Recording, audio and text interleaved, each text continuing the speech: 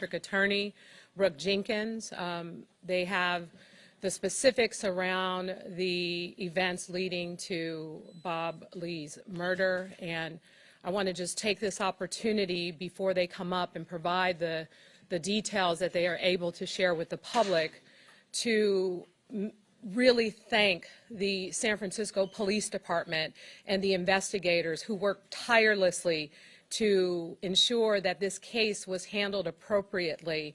And in fact, to be clear, that every single case involving any homicide or any violence is always brought, the same attention is brought to ensure that justice is served. And working hand in hand with our district attorney has been the incredible work that they've done together to ensure that this case was handled appropriately. And meanwhile, we know that this has been a high-profile case, and there have been a lot of speculation and a lot of things said about our city and crime in this city, but these two leaders have been extremely responsible in their handling of this case, and we appreciate their hard work to ensure that Bob Lee's family receives justice, and anything that happens to anyone in this city receives the same justice. So at this time, I would like to turn it over to Bill Scott to provide you all with an update. Thank you, Mayor, and good morning, everybody. First of all, I'd like to express my deepest condolences to the family and friends of Mr. Robert Lee, known as Bob Lee. I'm going to be brief on the details, but here's a summary and the update. On April 4th, 2023, at approximately 2:30 a.m., San Francisco police officers from Southern Station responded to the 300 block of Main Street for a report of a stabbing. Officers arrived on scene and located the victim, later identified as 43-year-old Robert Lee, suffering from an apparent stab wound. Officers rendered aid and summoned medics to the scene. Mr. Lee was transported to Zuckerberg San Francisco General Hospital with life-threatening injuries. Despite efforts by first responders and medical personnel, Mr. Lee died from his injuries. The San Francisco Police Department Homicide Detail responded and took over the investigation. Our homicide investigators developed information that identified the suspect as 38-year-old Nima Momeni of Emeryville, California. We can confirm that Mr. Lee and Mr. Momeni knew each other. However, we will not be able to provide further details at this time regarding the evidence that confirms that information. This morning, members of the San Francisco Police Department's Investigations Bureau and Tactical Unit served several search warrants and an arrest warrant in San Francisco and Emeryville, California. Mr. Momeni was taken into custody without incident in Emeryville, California. He was transported to the San Francisco County Jail and booked on one charge of murder, California Penal Code Section 187A. I'd like to remind everybody that this is still an open and ongoing investigation, and we will not be able to provide further details at this point. Before I turn this over to our district attorney, I want to assure everyone that our investigators have been working tirelessly to make this arrest and bring this case to justice for the Lee family and his loved ones, just as we would for every homicide that occurs in this city. I'd like to thank our homicide investigators, led by Detective Brett Dittmer and Detective Thomas McWilliams, also Lieutenant Kelvin Sanders, and our entire homicide team, who have worked not only on this case, but all of our open cases. You know, I said from the start that I have every confidence in the men and women and the members that work homicide. They have an 85% clearance rate year to date, and that is expected to go to 92% because we just solved a 1994 case yesterday as well. We never give up finding justice for the victims in this city. And I want to make sure that everybody knows how hard the men and women and members of this department work to keep this city safe. With that said, just a reminder, we won't be able to provide many details in this case today, but this is an ongoing investigation. We still have work to do, and our job is to provide the best evidence possible to this district attorney and her team so we can bring this case and any other homicide or crime in the city to justice. So with that, I'd like to turn it over to our district attorney, Brooke Jenkins. We'll take questions after. So as you're aware, I am Brooke Jenkins, the district attorney here in San Francisco, and I want to thank you first all for being here. I also want to start off by first acknowledging the pain and anguish that Mr. Lee's family and friends are currently experiencing. There is nothing worse than a parent having to bury their child, or a young child having to bury their parent. My prayers go out to them during this very difficult time. I too want to commend the San Francisco Police Department for their work in identifying who committed this heinous crime. They worked around the clock to solve this case. While in some cases we do immediately have a suspect, that was not the situation here. As a result of their hard work, Mr. Lee's killer has been identified, arrested, and now will be brought to justice. As a former prosecutor in our homicide unit, I have personally worked on cases with the detectives that solved this case. They are dedicated to justice and have further demonstrated their commitment to ensuring that San Franciscans do get justice when something like this happens. I am here today to formally announce the charges against Mr. Nima Momeni for the murder of Bob Lee. The specific charges that we are filing today include murder in violation of Penal Code Section 187, as well as a special allegation, also known as an enhancement, alleging that this murder was committed with a knife. As for next steps, as I know you all are eager to follow this case, Mr. Momeni is expected to be arraigned in Department 10 of the Hall of Justice tomorrow afternoon at 1:30 p.m. My office will be filing a motion to detain Mr. Momeni without bail to ensure that he remains in custody during the pendency of this case due to the obvious and severe public safety risks that we believe that he poses to the public. I want to end by saying thank you to Mr. Lee's family and the people of San Francisco for being patient with law enforcement during the course of this investigation. I know that everyone has wanted answers since this tragedy happened. While nothing can heal the pain of Mr. Lee's loss, thank you for putting your trust in the San Francisco Police Department and now in my office to ensure that we seek justice in this case. I acknowledge and understand how the loss of a young, vibrant leader and innovator has rocked our city and even beyond. Since taking office last July, I've worked tirelessly to ensure that San Franciscans not only feel safer, but actually are safer. Even one murder is too many. Regardless of the facts, violent acts like this are jarring to us all. As you already heard, Mr. Lee was murdered by somebody that he knew. While we're not going to release any additional facts at this time, I must point out that reckless and irresponsible statements like those contained in Mr. Musk's tweet that assumed incorrect circumstances about Mr. Lee's death serve to mislead the world in their perceptions of San Francisco and also negatively impact the pursuit of justice for victims of crime as it spreads misinformation at a time when the police are trying to solve a very difficult case. We all should and must do better about not contributing to the spread of such misinformation without having actual facts to underlie the statements that we make. Victims deserve that, and the residents of San Francisco deserve that. While public safety continues to be a top concern and priority for every resident and business owner in San Francisco, I will continue to work with Mayor London Breed and our police chief, Bill Scott, and other city leaders to ensure that public safety in our city continues to improve. I've dedicated the last 8 years of my career to holding some of our city's most violent offenders accountable. And as your district attorney, I promise that my office will continue the fight to enhance public safety and to hold Mr. Lee's killer, as we do all others, accountable. Thank you. We're going to open up to just a few questions. Annie, go ahead. Oh, I have two questions. First of all, if we use, is this the suspect? Sorry.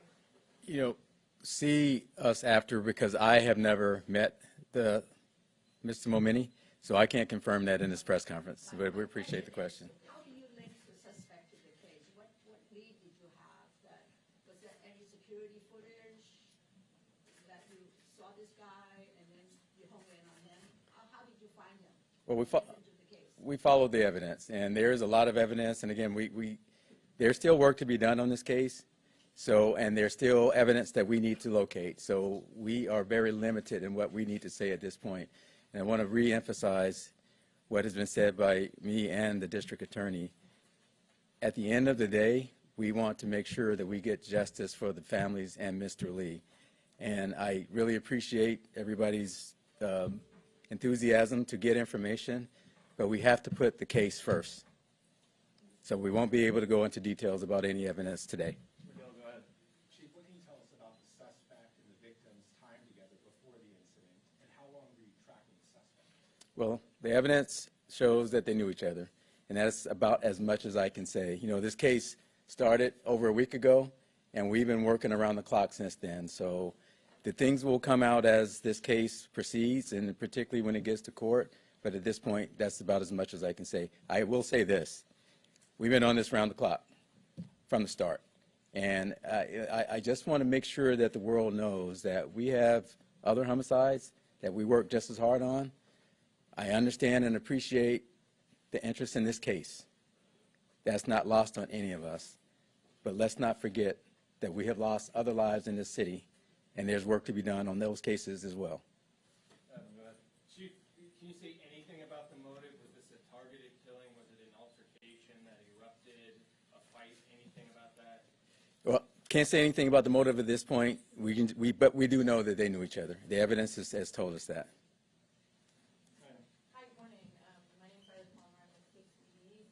My question is, how would you respond to the people who portrayed this death in San Francisco, to make San Francisco out to be like a lawless and crime-ridden place? What would you say to them? Well, what I will say to that is, this is more about human nature and human behavior than it is about our city. You take this out of San Francisco, they knew each other. You put it in another city, and I'm not going to name any other city because I don't want to do that to any other city, but just put it in any other city. I don't believe it would have changed the circumstances one bit. This is not about San Francisco. It happened in San Francisco, and that is unfortunate. It's even more of a tragedy that it happened at all, but this speaks to more about human nature. Facts show and research shows that most people who commit homicides know the people that they kill. The research shows that. So, you know, I do understand, you know, how people see and view things. I see it, I read it, I live here just like, you know, a lot of you all. But this has nothing to do with San Francisco. This has to do with human nature. I'm going to go right here. And, Thanks. This is a question from the Chronicle. Can you talk about what possessions Mr. Lee had on him at the time that police found him? Yeah, I can't talk about that because I don't have that information anyway right now. And in terms of what Mr. Lee had on him, that will come out in, as far as the investigation, that will come out as the investigation proceeds. So thank you. You said that there were 2 warrants served, one in Emeryville and one here. Is there any expectation of another arrest or anyone else involved in this that we should be aware of? Well, the case is not closed yet, but at this point, we're focused on the person that we know is the suspect. So the case is not closed. It's an ongoing investigation, but this is, right now, Mr. Momini is our focus and the single suspect in this case. Let me just clarify. We served 2 warrants, 2 search warrants in San Francisco, and an arrest warrant and search warrant in Emeryville. Michael? Chief, why was the arrest made now? Was there new evidence in the case? How early on did the department know that Mr. Momini was the suspect?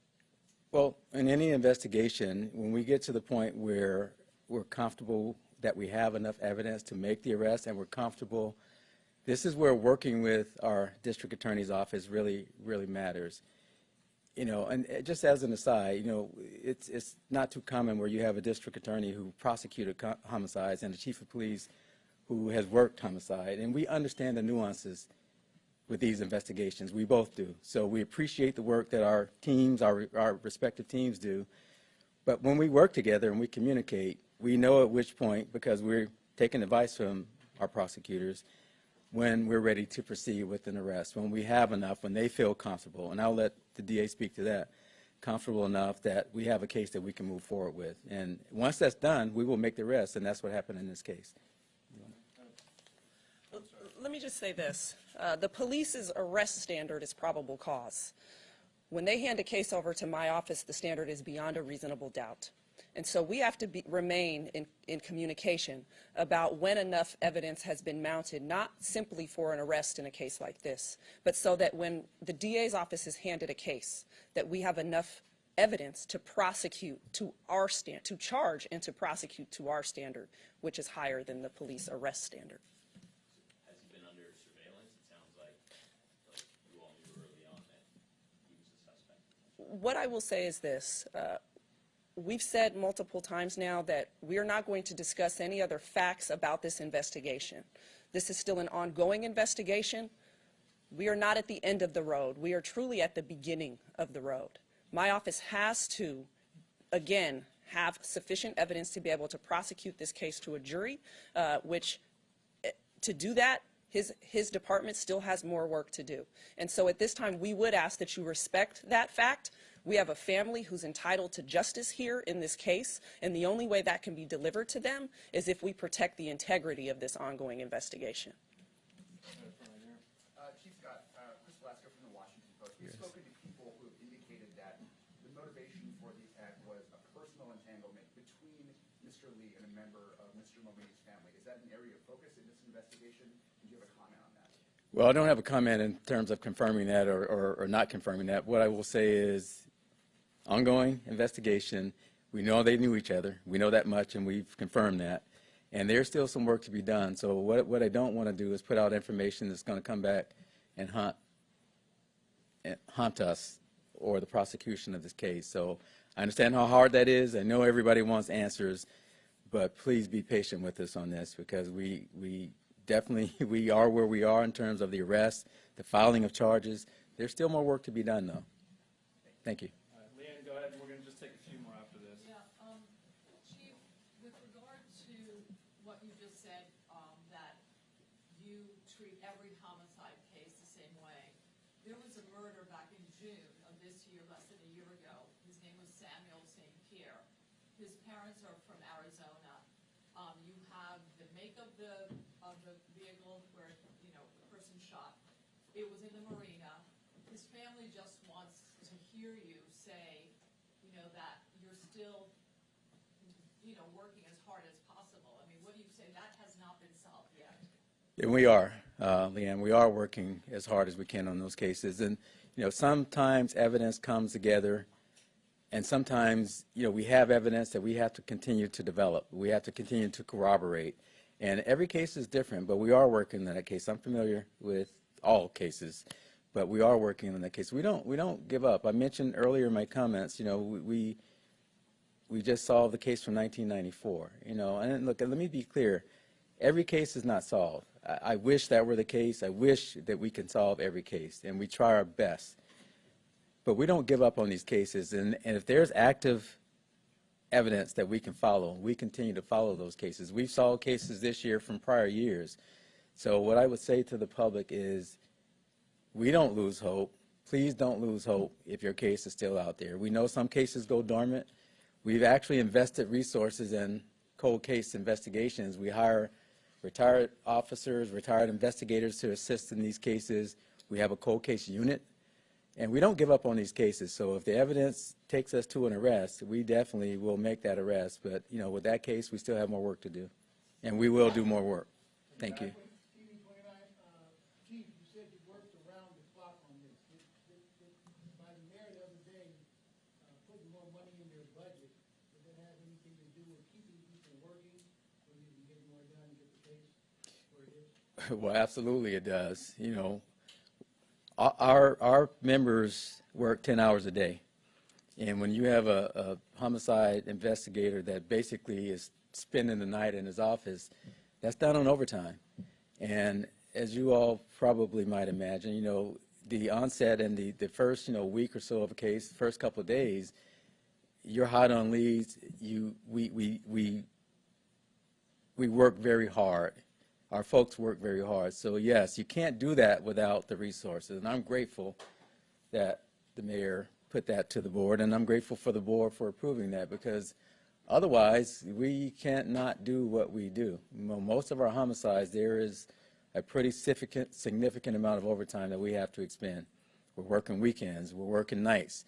And then when the trials come, we still have the other cases while we're working with the DAs on the trials. So just think about, these homicide investigators still have other cases that they have to deal with. So yes, to answer your question, those resources are absolutely vital. Let's make no mistake about it. Absolutely vital. I may need two more right here in the room. Chief, is a murder weapon recovered, and if so, where? Can't disclose, and again, the facts will come out, but we are confident in the evidence that we have found so far, and that's really limited to what I can say now, because we do still have work to do on this case. Even though we had enough to arrest in the file, as the district attorney and I have said, we still have work to do. Last one right here. A question for the district attorney, please. You've spoken to this incident in a narrative like San Francisco is a lawless place, which you described, and you're all dealing with that narrative.